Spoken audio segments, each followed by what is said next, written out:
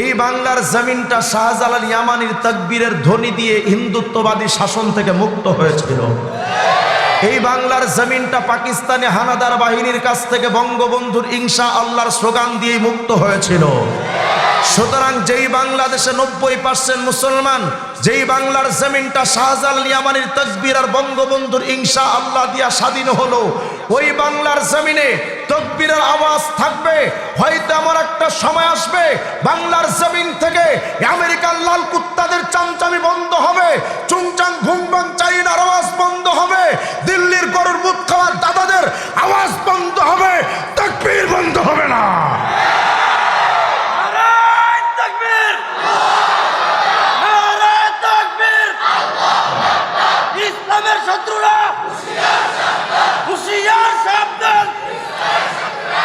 বলেন আমাদের কণ্ঠে আওয়াজ রবে কার?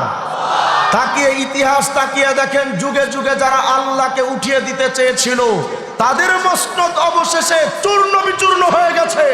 যতদিন এই জমিনে আল্লাহর নাম থাকবে ততদিন এই জমিন থাকবে। যেই দিন আল্লাহর নাম রবে না, বিএনপি আওয়ামী লীগের মসনদও টিকবে না। এজন্য এটা চূড়ান্ত সত্য কথা। আজ হয়তো আপনারা ভাবেন আল্লাহর আওয়াজ শুধু মসজিদে উচ্চারিত হয়, আজ হয়তো আপনারা ভাবেন আল্লাহর আওয়াজ শুধু লুধুয়া মাদ্রাসায় হয়, অন্যান্য মাদ্রাসা খানকা পীর সাহেবদের দরবারে হয়। আপনারা ভাবেন আল্লাহর নামটা শুধু হুজুরদের কণ্ঠে উচ্চারিত হয়। তো এটাও আমরা স্পষ্ট করে বলি, হাবিবে কিবরিয়ার সে ভবিষ্যৎবাণী থেকে নিয়ে লা ইয়াবকা ফিল আরদি বাইতু মাদারিন ওয়ালা ওয়ামার ইল্লা আদখালাহুল্লাহু কালিমাতুল ইসলাম, এমন একটা সময় অদূর ভবিষ্যতে আসবে শুধু তাকবীরের আওয়াজ মসজিদে নয়, শুধু মাদ্রাসায় নয়, আলেমদের কণ্ঠ নয়, এমন একটা দিন আসবে পেন্টাগন থেকে নিয়ে বিধানসভা পর্যন্ত, ওয়াশিংটন থেকে নিয়ে দিল্লির লাল কেল্লা পর্যন্ত প্রত্যেকটা ইঞ্চি মাটিতে আল্লাহর আওয়াজ উঠবে। ফাঁসিতে ঝুলানোর আগে প্রাণ ভিক্ষা দেওয়ার মালিককে, রিজিক দেওয়ার মালিককে, সম্মান ও সম্মানের মালিককে, ক্ষমতা দেওয়া নেওয়ার মালিককে, জনগণ ক্ষমতা দেওয়া নেওয়ার মালিককে, সন্তান দেওয়ার মালিক খাজা বাবা, চন্দ্রপাড়া, ল্যাংটা বাবা, সন্তান দেওয়ার মালিক কে? সাতবক জমিন আসমানের একচ্ছত্র মালিক একমাত্র কে? সে আল্লাহ তাআলা বড় মেহেরবানি করে আমাদেরকে এখানে এনেছেন। খুব দামি মজলিস, দামি জায়গা। যে মজলিসে আমরা এখন বসে আছি, হয়তো আপনারা নিচে যারা বসে আছেন, অনেকে এমন আছেন যারা সমাজের সম্মানিত মানুষ, সম্ভ্রান্ত পরিবারের সন্তান। অনেকে এমন বসেছেন যারা আমি রিজওয়ান রফিকের চাইতে অনেক বড় বুজুর্গ এবং অনেক বড় আলেম, তবুও নিজের সমস্ত কৃতিত্বকে বিসর্জন দিয়ে যারা মাটির উপরে বসে গেছেন, আপনাদের জন্য আল্লাহ পাকের পক্ষ, রাসূল আরবি আলাইহিস সালামের পক্ষ থেকে একটা সুসংবাদ আছে। তাখরিজুল ইহয়া নামক কিতাবের মধ্যে আসছে, আল্লাহর হাবিব বলেন, ইন্না হাওলাল আরশি মানাবিরুম মিন নূর, কিয়ামতের ময়দানে আরশে আজিমের পাশে কিছু চেয়ার থাকবে, নূরের চেয়ার, অর্থাৎ যেই চেয়ার থেকে নূর চমকাতে থাকবে। হাবিবে কিবরিয়া বলেন, আলাইহা কওমুন লিবাসুহুম নূর ওয়া ওয়ুজুহুহুম নূর। নবী আলাইহিস সালাম বলেন, ওই চেয়ারের মধ্যে যারা বসবে তাদের চেহারা এবং পোশাক থেকেও কিয়ামতে নূর চমকাতে থাকবে। সাহাবায়ে কেরাম রিদওয়ানুল্লাহি আলাইহিম আজমাইন প্রশ্ন করলেন, ইয়া রাসূলুল্লাহ, এত দামি চেয়ারে বসবে সেই দামি মানুষগুলো কারা? আল্লাহর হাবিব বলেন, 3 প্রকার মানুষ ওই নূরের চেয়ার পাবে। 3 প্রকার। আল মুতাহাব্বুনা ফিল্লাহ, 1 নাম্বার ওই সমস্ত মানুষ যারা দুনিয়ায় একে অপরের সাথে মোলাকাত, সাক্ষাৎ করেছিল, একে অপরকে ভালোবেসেছিল আল্লাহর জন্য। যদি কেউ কাউকে আল্লাহর জন্য ভালোবাসে, যেমন মনে করেন বয়সের কমতির কারণে বাংলাদেশের সকল উলামায়ে কেরামের মান্যবর ব্যক্তিত্ব ছিলেন আল্লামা হাফিজি হুজুর রাহিমাহুল্লাহ। আমি হুজুরকে দেখার সৌভাগ্য আমার হয়নি, কিন্তু হুজুরকে আমি দিল থেকে মোহাব্বত করি এজন্য যে তিনি একজন আল্লাহওয়ালা বুজুর্গ ছিলেন।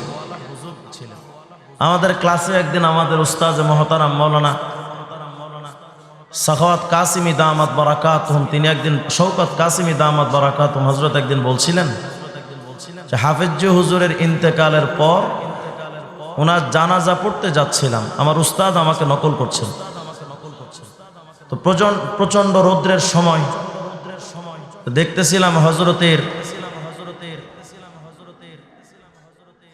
দেহটা যখন নিয়ে যাওয়া হচ্ছে জানাজা স্থলে, তো রোদের সময় দেখতে পাচ্ছিলাম হযরতের ওপর দিয়ে একটা মেঘের ছায়া দিয়ে হযরতকে ছায়া দিতে দিতে নিয়ে যাচ্ছে। তো হযরতকে আমরা মহব্বত করি কেন? কারণ তিনি একজন আল্লাহওয়ালা বুজুর্গ ছিলেন। তো এই যে ওনার প্রতি আমাদের ভালোবাসা হলো শুধু আল্লাহর জন্য, এটা বিরাট বড় ইবাদত। এই ইবাদতের কারণে আল্লাহর হাবিব বলেন কিয়ামতের ময়দানে আরশে আজিমের পাশে আল্লাহ পাক নূরের চেয়ারে বসায় দেবেন। ওয়াল মুতাওয়াজিরুনা ফিল্লাহ, দুনিয়ায় কেউ যদি কারোর সাথে সাক্ষাৎ করতে যায় আল্লাহর জন্য, দুনিয়ার কোনো ধান্দায় না। আপনি অমুক বুজুর্গের কাছে কেন গেলেন সাক্ষাতে?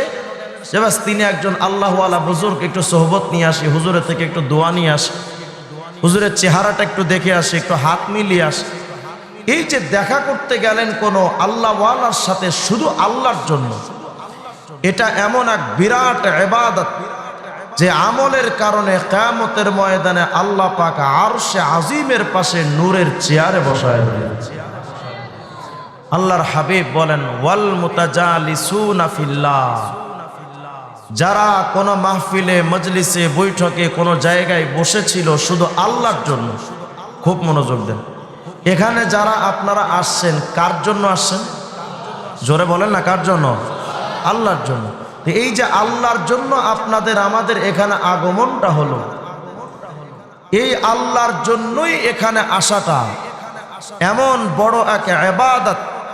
হয়তো আপনি এখন বসেছেন মাটির ওপরে, আর কিয়ামতের ময়দানে আল্লাহ পাক আপনাকে বসিয়ে দিবেন আরশে আজিমের পাশে নূরের চেয়ারে। এজন্য এই বসাটা ছোট কোনো ব্যাপার নয়। যারা হয়তো নিচে বসে আছেন আত্মসম্মানকে বিসর্জন দিয়ে, মন খারাপ করার কিছু নেই। আমরা গোলাম কার? জোরে বলেন কার? যতক্ষণ আপনাদের সামনে থাকবো কিছু আলোচনা হবে, ওলামা হযরতরা এখানে আসবেন, একটু আওয়াজ দেওয়া যাবে ইনশাআল্লাহ। মুসলমানের সাউন্ড কখনো হবে না ডাউন। মুসলমানের সাউন্ড যখন ডাউন হয় তখন টাকলা মুরাদও চিল্লায়। আর মুসলমানের কণ্ঠে আওয়াজ যদি বলিষ্ঠ হয়, গৌর গোবিন্দর দোসর ইন্ডিয়ার গরুর মুদ খাওয়া মোদির চামচারও বাংলাদেশে টিকতে পারবে না। এজন্য যতক্ষণ আছেন একটু আওয়াজ দেওয়া যাবে না ইনশাআল্লাহ? নাকি আল্লাহু আকবার বলতে আপনাদের ভয় আছে কেন? জোরে বলেন তো আল্লাহু আকবার। এখন তো আমাদের তাকবীরের আওয়াজকে বন্ধ করার জন্য বিভিন্ন সময় আমাদের প্রতি নিষেধাজ্ঞা তৈরি করা হয়। গত কিছুদিন আগে আমি সোশ্যাল মিডিয়াতে দেখলাম আমার উস্তাজ মহতারাম মাওলানা মামুনুল হক দামাত বারাকাতুহুম, দেখলাম আদালত থেকে হযরত নামছেন, তো মুসলমানের কণ্ঠের আওয়াজ তো আল্লাহু আকবার আল্লাহু আকবার। আমরা আল্লাহু আকবার বললে কিছু মানুষ কয় হুজুরদের তো আর কাজ কাম নাই, এই সারাদিন আল্লাহ বিল্লাহ করে। আমরা তো আল্লাহ বিল্লাহ করি আর ওনারা আমেরিকার দিল্লি দিল্লি বলে। তো হুজুর যখন জবান দিয়ে আল্লাহু আকবার বলছেন, তো কুলাঙ্গারে একটা কয় হুজুর মুখটা বন্ধ করেন, মুখটা বন্ধ করেন, আপনি আল্লাহু আকবার এখন বললেন না, কারাগারে গিয়া বললেন। উনি ভেবেছেন যে দেশটা ওনার বাপের পৈতৃক সম্পত্তি। তবে এটা তো মনে রাখা চায়, এই বাংলার জমিনটা শাহজালাল ইয়ামানির তাকবীরের ধ্বনি দিয়ে হিন্দুত্ববাদী শাসন থেকে মুক্ত হয়েছিল। এই বাংলার জমিনটা পাকিস্তানি হানাদার বাহিনীর কাছ থেকে বঙ্গবন্ধুর ইনশা আল্লাহর স্লোগান দিয়ে মুক্ত হয়েছিল। সুতরাং যেই বাংলাদেশে 90% মুসলমান, যেই বাংলার জমিনটা শাহজালাল ইয়ামানির তাকবীর আর বঙ্গবন্ধুর ইনশা আল্লাহ দিয়া স্বাধীন হলো, ওই বাংলার জমিনে তাকবীরের আওয়াজ থাকবে। হয়তো এমন একটা সময় আসবে বাংলার জমিন থেকে আমেরিকার লাল কুত্তাদের চামচামি বন্ধ হবে, চুংচাং ভুংবাং চাইনার আওয়াজ বন্ধ হবে, দিল্লির গরুর মুখ খাওয়ার দাদাদের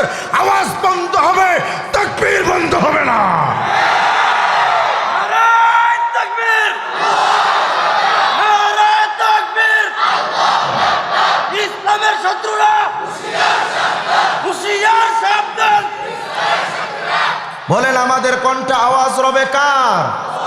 তাকিয়ে ইতিহাস তাকিয়ে দেখেন, যুগে যুগে যারা আল্লাহকে উঠিয়ে দিতে চেয়েছিল তাদের মসনদ অবশেষে চূর্ণ বিচূর্ণ হয়ে গেছে। যতদিন এই জমিনে আল্লাহর নাম থাকবে ততদিন এই জমিন থাকবে। যেই দিন আল্লাহর নাম রবে না, বিএনপি আওয়ামী লীগের মসনদও টিকবে না। এজন্য এটা চূড়ান্ত সত্য কথা। আজ হয়তো আপনারা ভাবেন আল্লাহর আওয়াজ শুধু মসজিদে উচ্চারিত হয়, আজ হয়তো আপনারা ভাবেন আল্লাহর আওয়াজ শুধু লুধুয়া মাদ্রাসায় হয়, অন্যান্য মাদ্রাসা খানকা পীর সাহেবদের দরবারে হয়।